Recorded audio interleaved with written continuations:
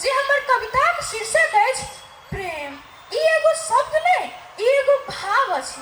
तो चलू बुझू अपने सब गोटे ई भाव के, जे कहै छै मनक भीतर बसल एक विश्वास, मनक भीतर बसल एक विश्वास, जाहि में नहीं कोनो हास या परिहास, जाहि में नहीं कोनो हास या परिहास। शब्दक सागर सँ दूर मनक संवाद, शब्दक सागर सँ दूर मनक संवाद। आ प्रेम अछि मानवक लेल परम प्रसाद, प्रेम अछि मानवक लेल परम प्रसाद। नहीं रंगक बंधन नहीं रूप के असूल, नहीं रंगक बंधन नहीं रूप के असूल। प्रेम अछि आत्माक जोड़निहार पुल, प्रेम अछि आत्माक जोड़निहार पुल। नहीं समयक गिनती नहीं दूरी के सोच, नहीं समयक गिनती नहीं दूरी के सोच।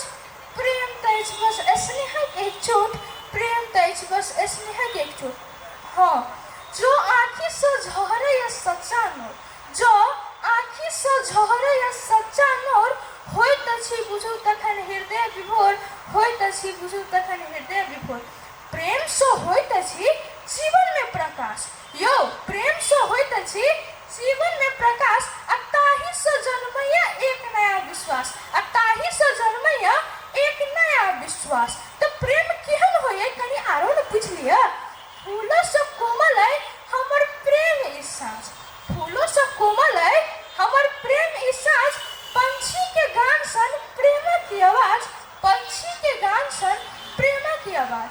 शीतल पवन के सोदैत रहैया संग, यो शीतल पवन के सोदैत रहैया संग। आ प्रेम में रंगायल अछि जीवनक रंग, प्रेम सँ रंगायल अछि जीवनक रंग।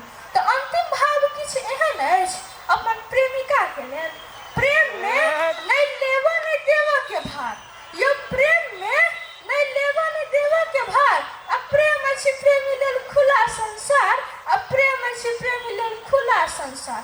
प्रेमक ज्योति सँ जीवन में ज्वलंत, प्रेमक ज्योति सँ जीवन में ज्वलंत। आ प्रेमी के जीवन होइए प्रेम में अंत, आ प्रेमी के जीवन होइए प्रेम में अंत, प्रेम में अंत। धन्यवाद सब।